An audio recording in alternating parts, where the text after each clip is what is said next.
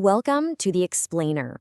We're about to untangle a story that connects a presidential pardon, a massive $2 billion crypto deal, and a major news network that decided to hide the truth.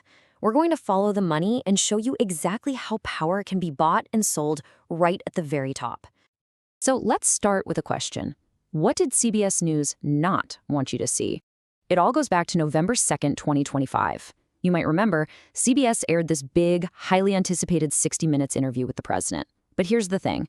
Documented reports later showed that the most critical part, the most damning exchange of the whole interview, it was left right there on the cutting room floor. Gone. Okay, so here's what you saw on TV. The president gets asked a tough question, and he says, "Okay, are you ready? I don't know who he is. I know nothing about it," right? A simple denial. But what the unedited tape shows is something else entirely. It's his admission. These might be the ones I didn't want. I could have walked away. He knew. He knew exactly how bad this looked.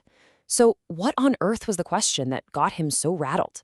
What triggered what some have called his corruption tantrum? The question was all about a presidential pardon. A pardon for this man, Changpeng Zhao. You probably know him as CZ, the billionaire founder of the crypto exchange Binance. Now look, ZZ wasn't just some run-of-the-mill white-collar criminal. We're talking about something way more serious here.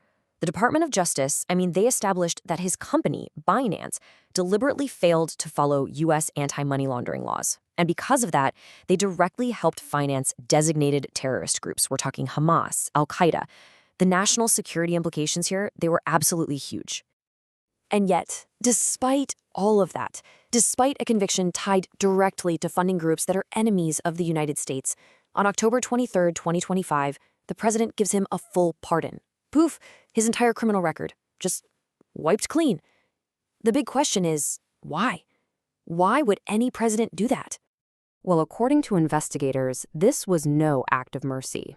They allege it was something much darker. They say it was the final payoff in a carefully, meticulously constructed pay-for-play scheme. And to really get how it all worked, well, you know what we have to do. We have to follow the money. So, to understand the pardon, we actually have to rewind a few months. The whole thing starts with this massive deal, and it connects three key players: the United Arab Emirates, the crypto giant Binance, and, you guessed it, a crypto company founded by the Trump family themselves, a company called World Liberty Financial.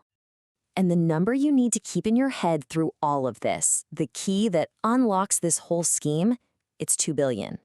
$2 billion. Okay, so here's how this whole thing was engineered. It's pretty clever, actually. Step 1, a state-owned fund from the UAE agrees to pour $2 billion into Binance. Simple enough, right? But here's the twist. Instead of just wiring the money, the deal gets settled using a brand new stablecoin called USD1. And guess who issued that stablecoin? The Trump family's company. So that means the $2 billion in cash that backed up those tokens, it gets wired directly to the Trump family's business. And what happens then? Well, that massive pile of cash just sits there, earning millions upon millions in interest every single year, flowing directly into their pockets. So you might be thinking, okay, that's a sweet deal, but maybe it was just a convenient business arrangement, right? A partnership.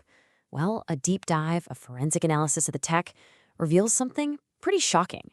World Liberty Financial wasn't just a partner of Binance. For all intents and purposes, it was Binance, just, operating under the Trump family's brand. And the proof here, it's not just some flimsy circumstantial thing. It's like a four-legged stool. It's the convergence of four separate, totally irrefutable technical signatures that basically bolt these two companies together. We're talking about the code signature, the wallet signature, the human signature, and the operational signature. Every single one of them points back to the exact same source. All right, let's get into the weeds just a little bit, because this is fascinating. This is the smart contract code. Think of it like the digital DNA of the token. And look at this. The special proprietary functions. There's even one called Destroy Black Funds, which lets an admin literally seize and destroy a user's money. It's identical, word for word, character for character, in both Binance's own stablecoin and the Trump family's US1. This isn't a coincidence. It is a definitive code-level fingerprint. And here's that second link, the wallet signature. This is where we can literally follow the money on the blockchain. And the data doesn't lie, it's public, it's permanent, you can see it right here. Money comes out of a known Binance wallet, goes to a temporary wallet, and then it's used to pay the fees to create the Trump family's token.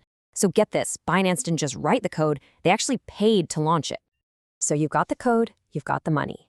Then you add the human signature. A trusted developer from the Binance ecosystem suddenly becomes the chief technology officer at the Trump company.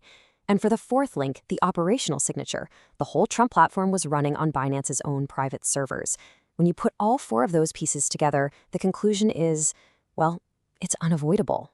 This was no partnership. This was a machine, a financial instrument built for one purpose, a corrupt bargain. And with that machine built, the stage was set for the final payoff. This is where it all comes together. When you just lay out the key events on a simple timeline, things that might have seemed like separate, unrelated incidents, they just snap together, and you see a clear, coordinated sequence of events unfold. Check this out. First, the money flows. That $2 billion deal closes in May, and the Trump family business starts raking it in. Then, just 5 months later, boom, the pardon is granted. But it doesn't stop there. Only 1 week after that, the president gets grilled on 60 Minutes and has that moment where he lets his guard down. And then, just a couple of days later, CBS, a network that was, by the way, facing its own regulatory pressure from the administration, airs that interview, with the most important part cut out. So when you boil it all down, here it is, the anatomy of the entire scandal. The quid. Binance builds and pays for the crypto venture that makes the president's family hundreds of millions of dollars richer. The quo? In return, the president of the United States uses one of the most sacred powers of the office to pardon the founder of Binance for crimes tied to terrorist financing. And then the cover-up. A major news network, under pressure, censors the president's own damning words about the deal, hiding it from all of us. What this whole thing shows us is a chilling blueprint for how corruption can work at the absolute highest level. A justice system where it seems clemency is for sale, a free press that can be silenced by political pressure, and our own national security traded away for family profit. And all of that leaves us with one final, very sobering question to think about.